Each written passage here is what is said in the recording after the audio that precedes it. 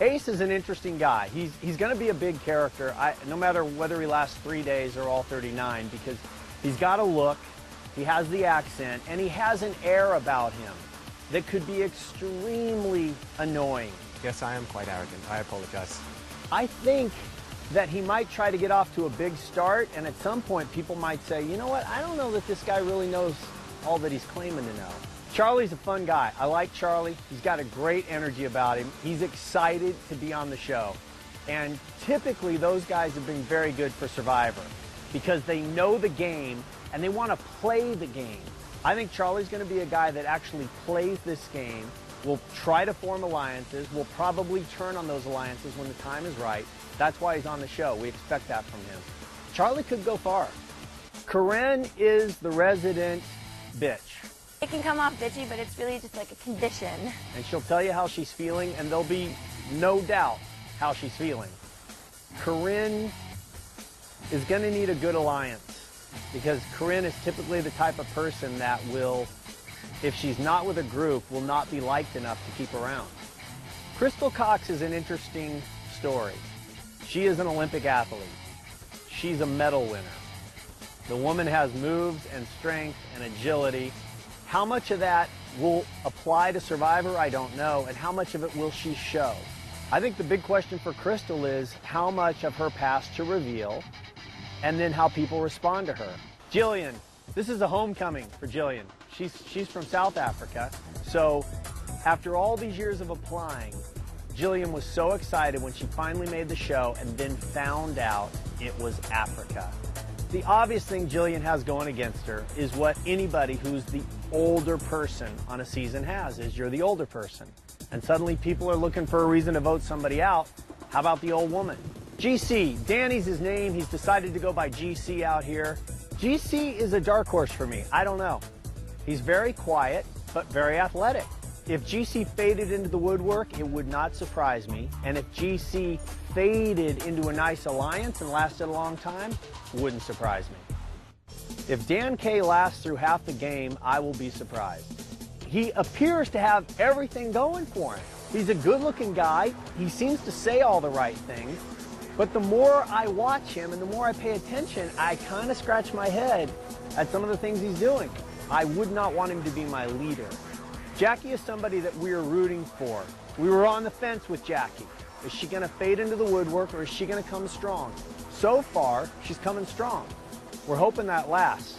She's athletic, she's attractive. Her big question is going to be, what alliance does she make and is it the right one? Jessica Kuiper is going to go by the name Sugar out here. And her big strategy was to lie and not tell anybody she's an actor, because then they won't believe her, but instead tell them that she is a retro pinup girl. But what Sugar does have going for her is she's very likable.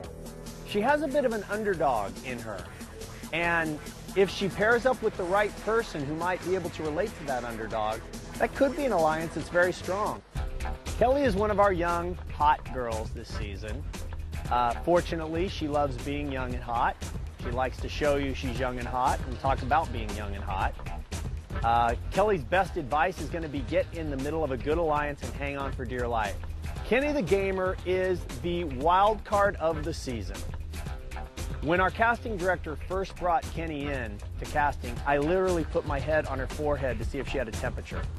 This guy, he doesn't weigh as much as my leg. But I'll tell you, Kenny has surprised in the first few days.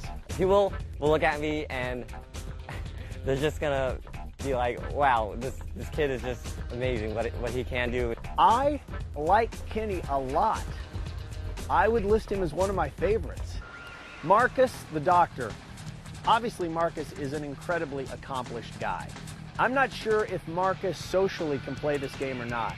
I'm not sure Marcus is willing to lie or be seen in a bad light. That'll kill you in this game. Michelle, I'm rooting for Michelle because I think it's going to be tough on her. Michelle seems to me to be the kind of a person who's going to need people to bring her into their group. I don't know that she's as good at going out and bringing in her own group. I always stick out. I don't know why that happens, but I always stand out a little bit. And when somebody brings you into their group, you're at the bottom. She's going to have to step up and take some big chances. Well, Susie is a mom, and she's a talker. And Susie's whole game, I think, is going to be based on whether or not she gets the right alliances. Because I don't think on her own she will know what she's doing out there. Her biggest obstacle is going to be her mouth. She talks and talks and talks and talks. Like I said, I talk too much. So if Susie can learn when to talk and when not to talk, and if she can find the right people to align with, she could go deep in this game. If she doesn't find a good alliance, she's out early based on just being annoying. Paloma is somebody that I'm definitely on the fence about. I saw her in casting. She was great. I see her right before the show. Not so sure. This show can be overwhelming, especially for a young person who doesn't have big-time life experiences. Even though Paloma's done a lot in life, she's not done anything like Survivor. Randy. Never had anybody like Randy on the show before. Never. The guy is funny, got a big mouth, talks all the time. I hope he keeps talking because he's funny as can be. If I feel like telling somebody to go to hell, I do. And the consequences aren't that big of a deal. But Randy can irritate people. I mean, he annoyed me just in casting. And I like him. Do I want to be on a camping trip with him for 39 days? Hell no. Randy, shut up. Bob is definitely a favorite. I think he's the oldest guy out here. He's been a teacher for 20 years, so he's dealt with young people at that point in their life where they're very sure of themselves. So I think Bob will have a good idea of how to relate to the younger people on this show. I think he'll do okay. If Bob becomes a liability in challenges simply due to his age or physical limitations, he'll be gone. Maddie is one of my favorites. Maddie is another original. The guy is left, right, up, down, sideways, flipped around. He's got ideas, but he's willing to listen. He's kind of crazy, but sometimes he's brilliant. And Maddie's the guy that has got to last. He's too fun. I think people are going to really like Maddie. I think the thing about Maddie that is the most charming is that he's real. He doesn't know enough to put on an air. He just answers whatever he's thinking, and that's incredibly charming and likable. I'm excited about Gabon. I wasn't sure until I got here.